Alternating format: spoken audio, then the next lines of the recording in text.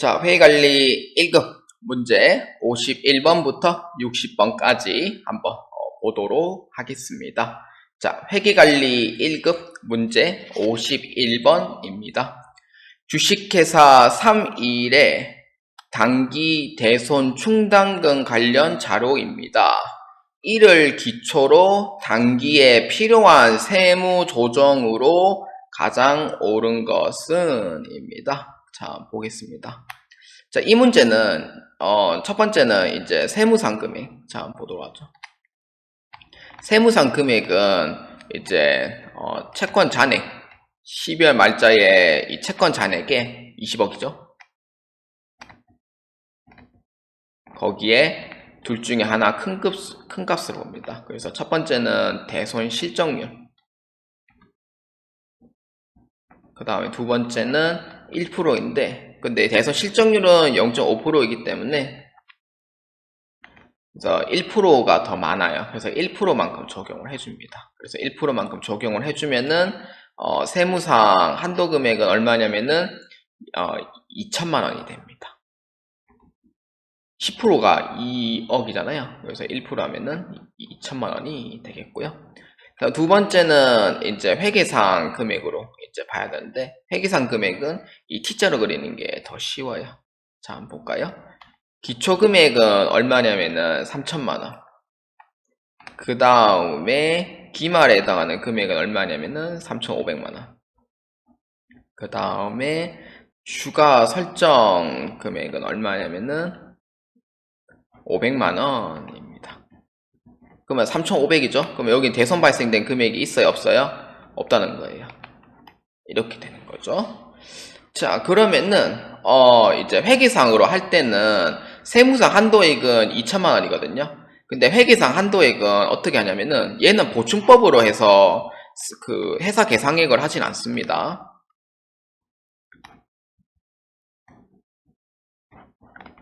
회사 계상이 하지 않아요. 보충법으로. 그러니까 추가 설정이 500만 원이 해가지고 선생님 저 1,500만 원 송금 불산이 유보 2번입니다 라고 하면은 이건 어떻게 해서 이제 뭐 맞은 거라 치고 뭐 이렇게 볼 수도 있겠지만 이거는 아니죠. 추가 설정에 대해서 보는 게 아니고 요거는 그 이제 보충법으로 하는 게 아니고 우리 회계는 보충법 하잖아요. 근데 세무에서는 총회법을 이제 이렇게 해요.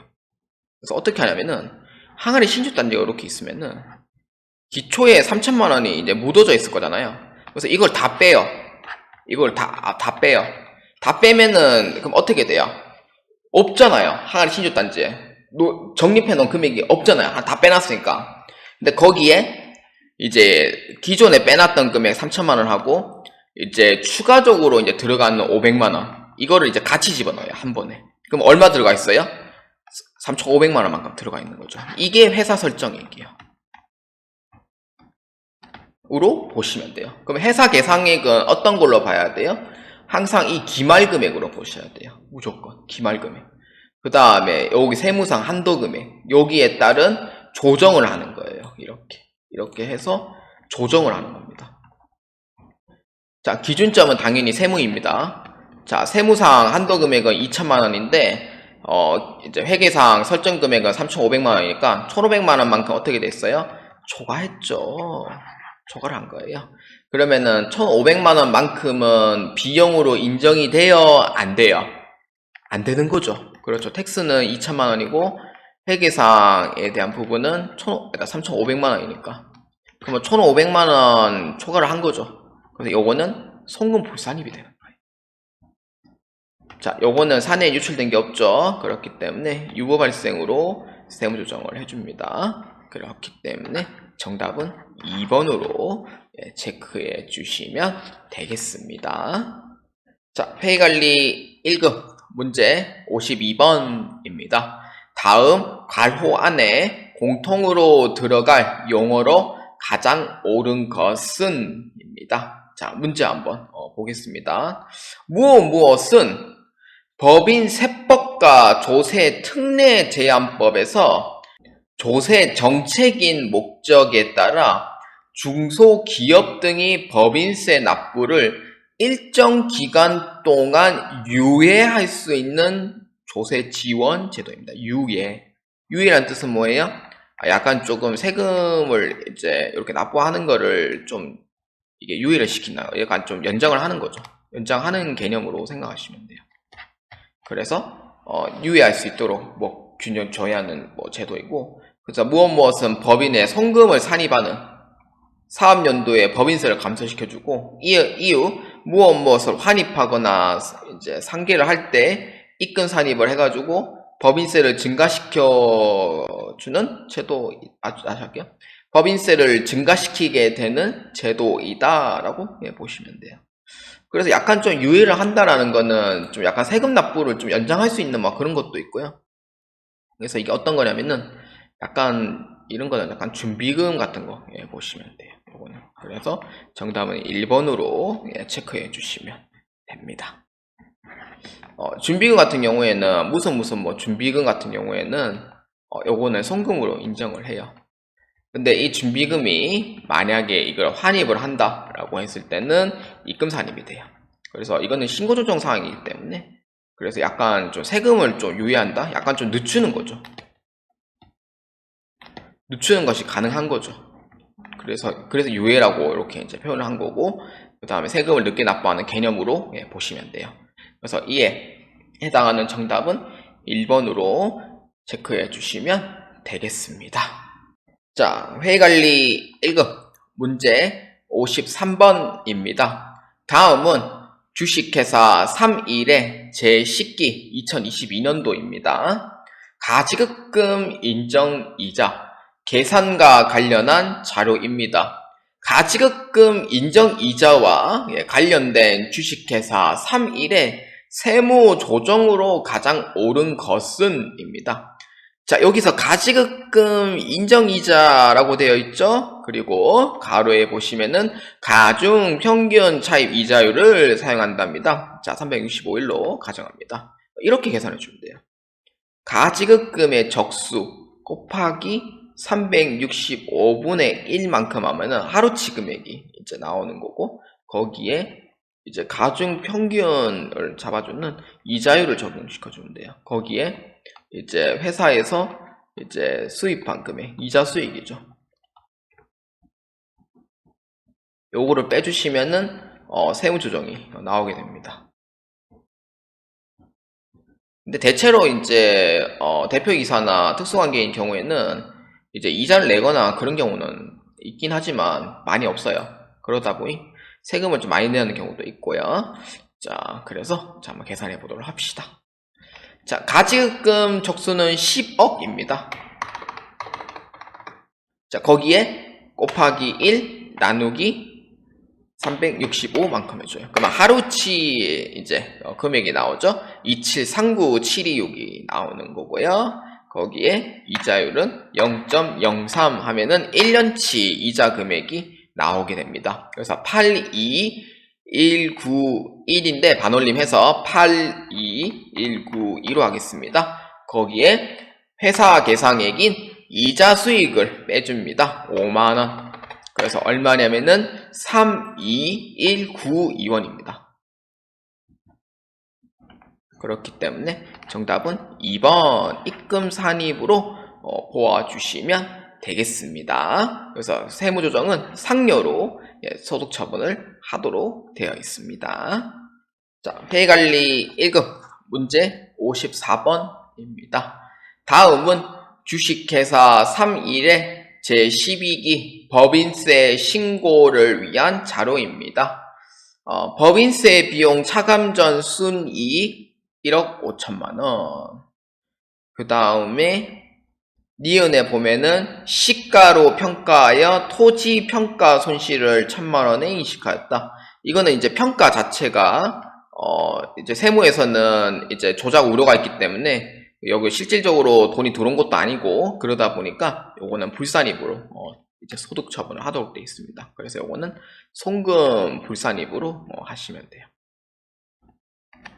자, 그 다음에 세 번째, 주식회사 3일은 특별한 사유 없이 특수관계가 없는 이 대리에게 회사 정관에 기재된 상여금 지급 기준보다 500만원 초과하여 급여를 지급하였다. 특수관계도 없고요. 그냥 이대리한테 500만원을 이제 상여금을 더 많이 이제 준 거죠. 요거는 뭐 요거는 이제 직원이니까 요거는 뭐 그냥 송금으로 인정을 하는 겁니다. 인정은 제가 얘기했죠? 세무조정 없다고. 요렇게 이제 보시면 돼요. 그러면 얼마가 돼요? 각 사업연도 소득 계산하면 얼마입니까? 그렇죠. 송금불산이 금액 1000만원 더해주면 되죠. 얼마? 정답은 3번. 1억 6천만원이 됩니다. 자, 회의관리 1급 문제 55번입니다.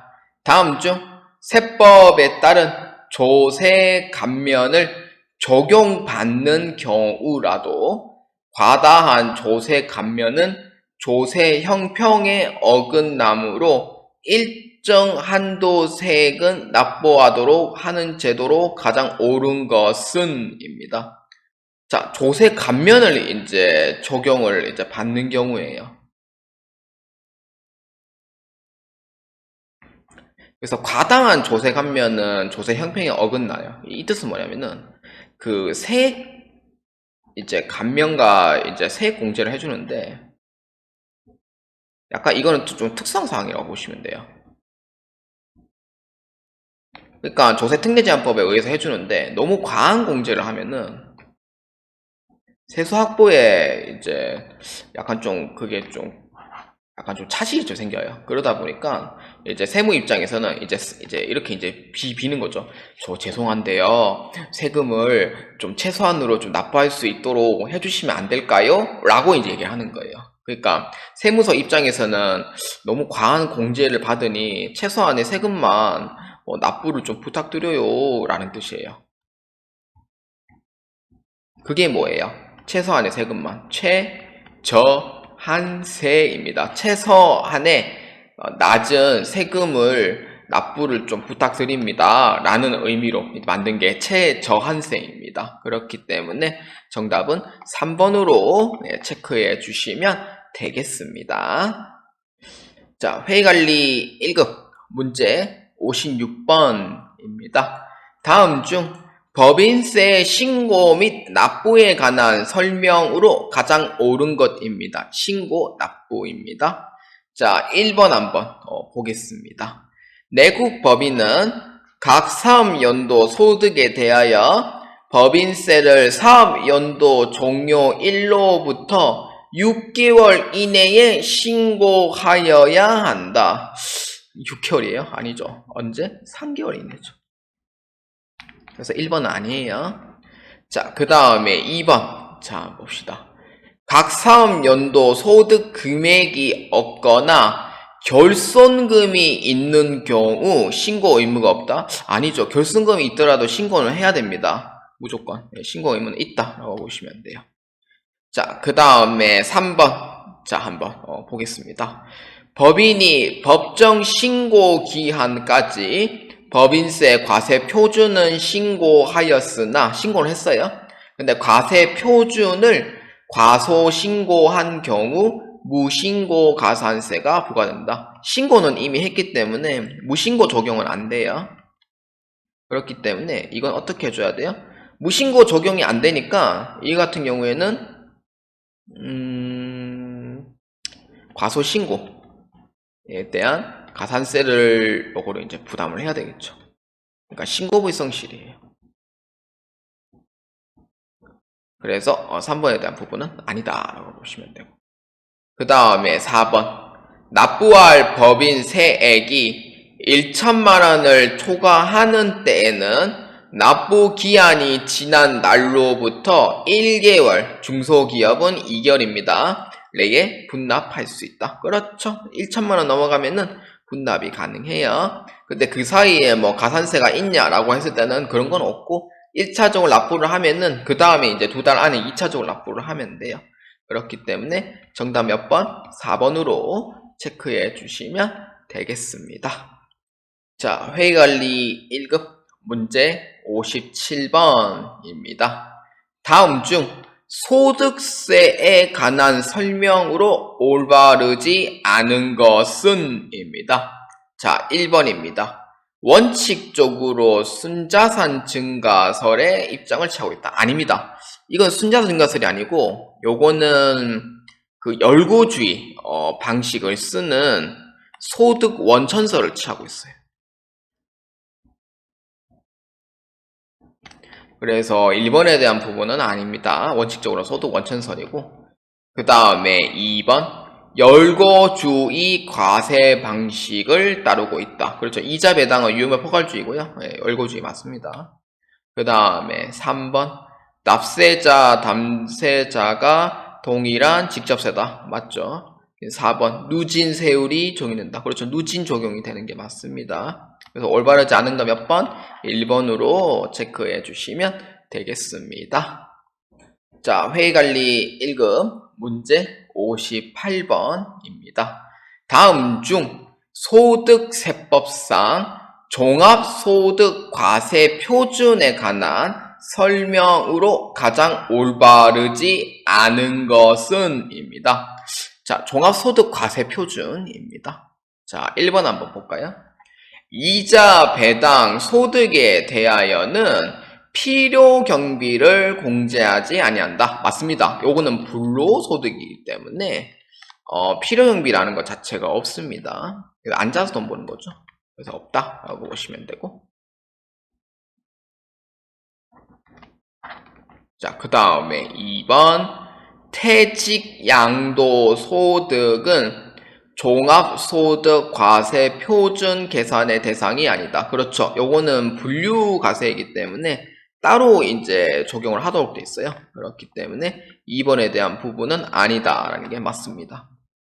그 다음에 3번 사업소득의 경우 분리과세 대상에 해당하지 않는다. 사업소득은 분리과세 대상에 해당되지 않는 게 맞아요. 근데 주택 임대소득 제외는 2천만원 이하인 경우